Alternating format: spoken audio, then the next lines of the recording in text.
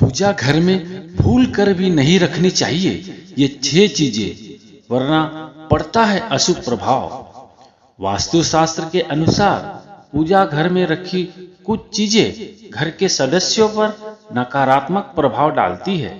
इससे घर में सुख शांति नहीं आती। पूजा घर से ये चीजें तुरंत हटा देनी चाहिए। वास्तुशास्त्र में घर का सबसे पवित्र स्थान पूजा घर माना गया है।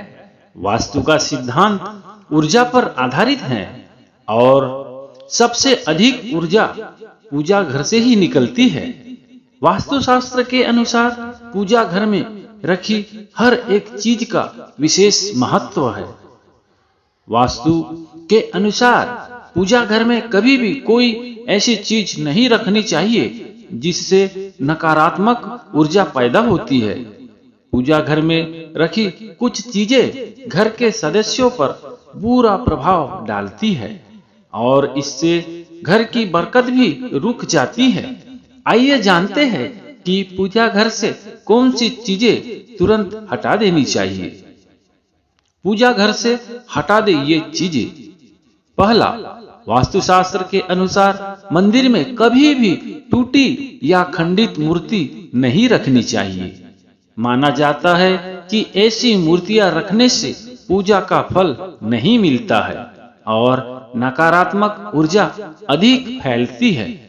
दूसरा है, वास्तुशास्त्र के अनुसार पूजा घर में कभी भी एक ही देवी देवता की अधिक मूर्ति नहीं रखनी चाहिए।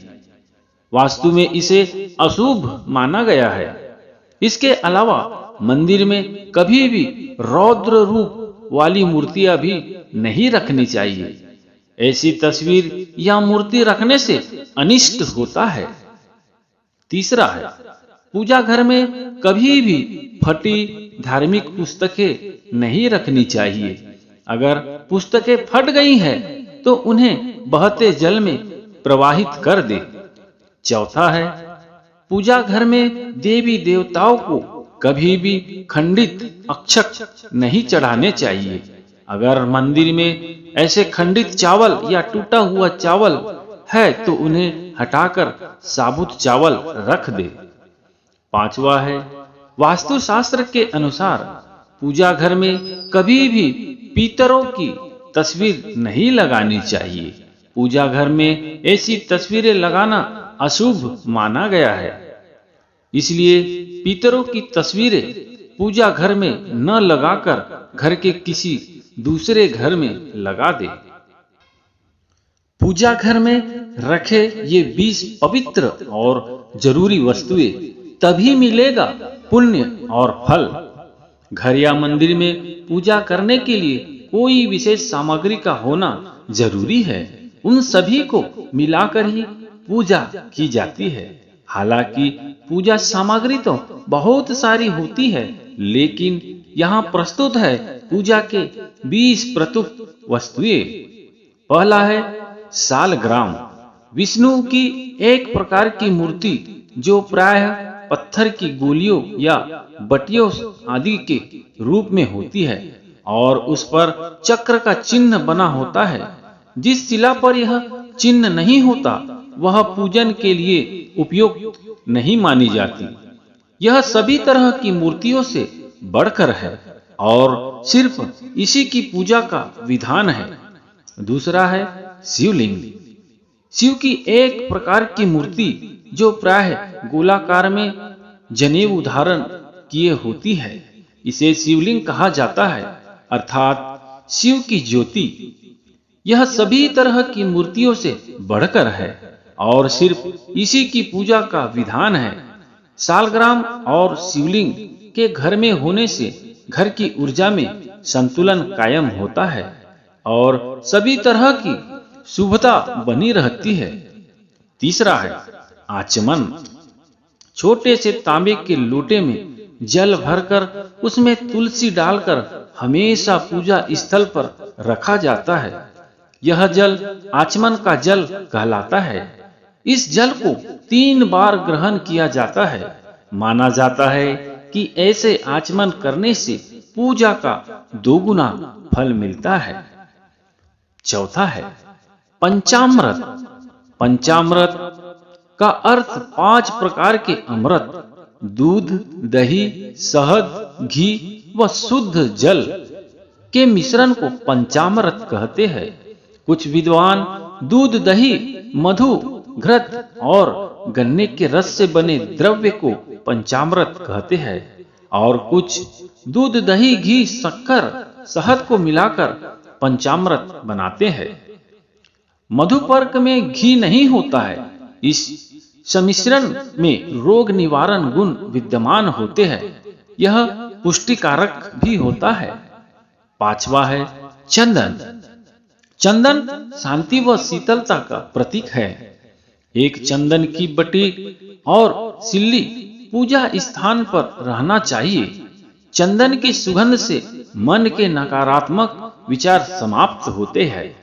चंदन को सालग्राम और शिवलिंग पर लगाया जाता है।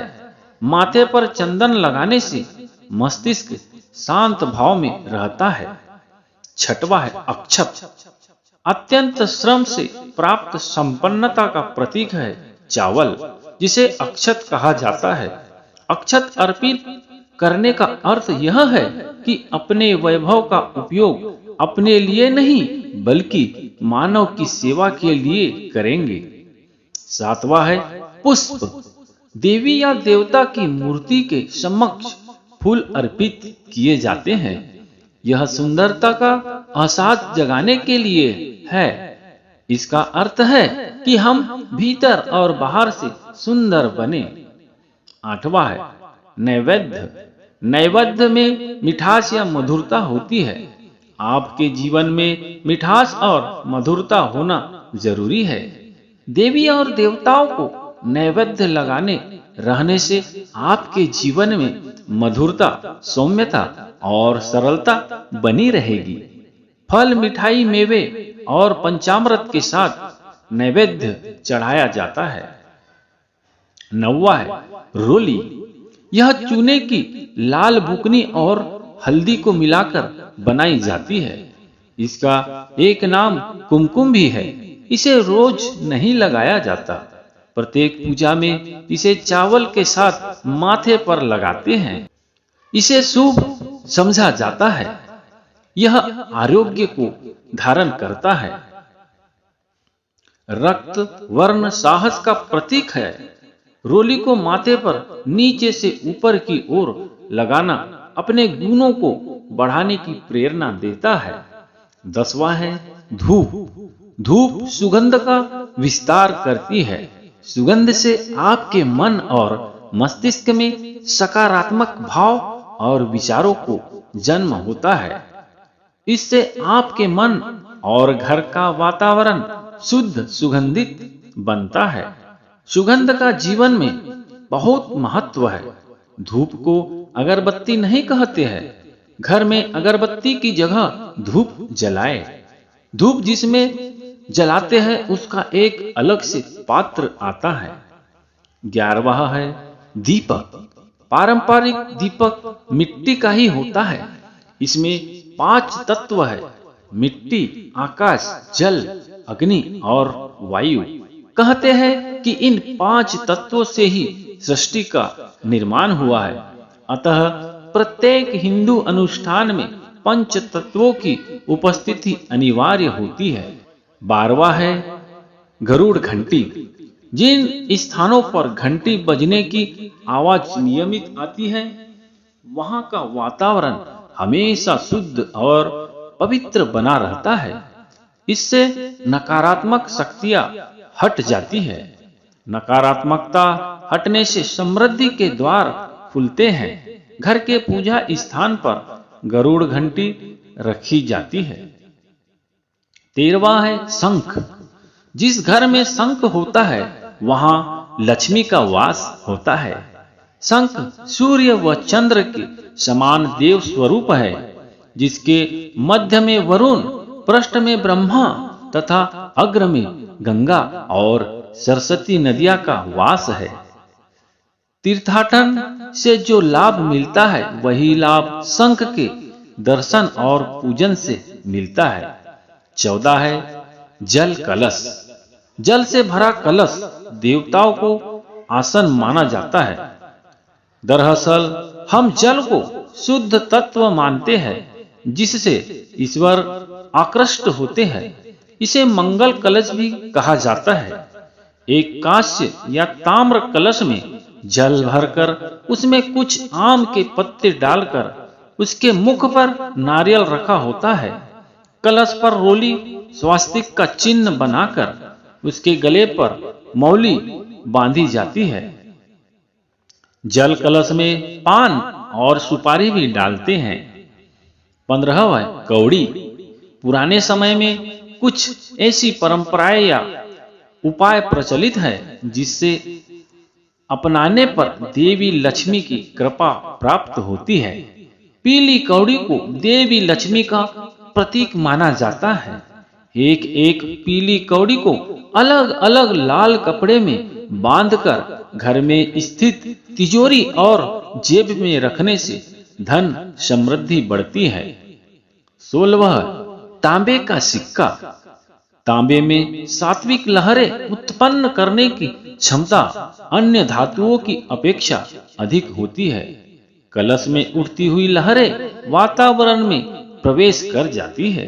यदि कलश में तांबे के पैसे डाल देते हैं तो इससे घर में शांति और समृद्धि के द्वार खुलेंगे। देखने में ये उपाय छोटे से जरूर लगते हैं, लेकिन इनका असर जबरदस्त होता है। 17वां पाट।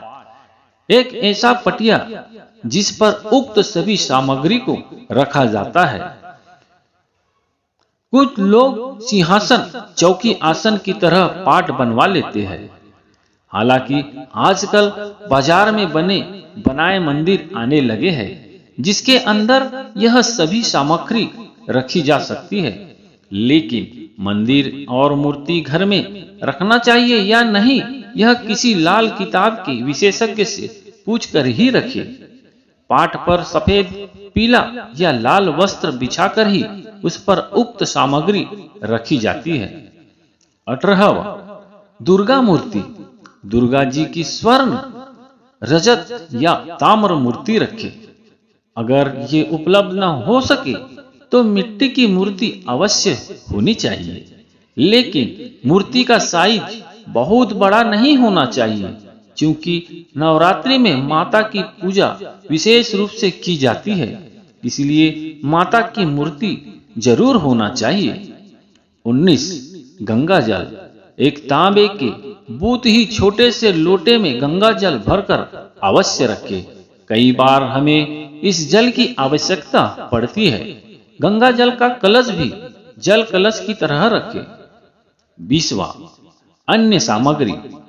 हल्दी की गांठ, यज्ञोपवीत, बाल मुकुंद और गणेश जी की पीतल की छोटी सी मूर्ति, कर्पूर, इत्र की शीशी, चांदी का सिक्का, नाड़ा लच्छा, शहद, इलायची, लौंग, खड़ा धनिया, दूर्वा, रुद्राक्ष व स्फटिक की माला और पूजन सामग्री इत्यादि सामग्री अपने मंदिर में जरूर रखिए। दोस्तों, ऊपर बताई गई 20 सामग्री और 20 प्रकार की वस्तुएं अपने मंदिर घर में अगर आप नियमित तरह से रखते हैं तो निश्चित ही आपके घर में सुख शांति और माता लक्ष्मी की कृपा बनी रहेगी।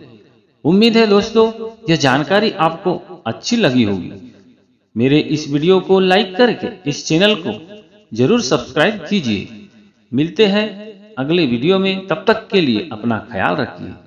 जय मां लक्ष्मी, जय श्री कृष्ण।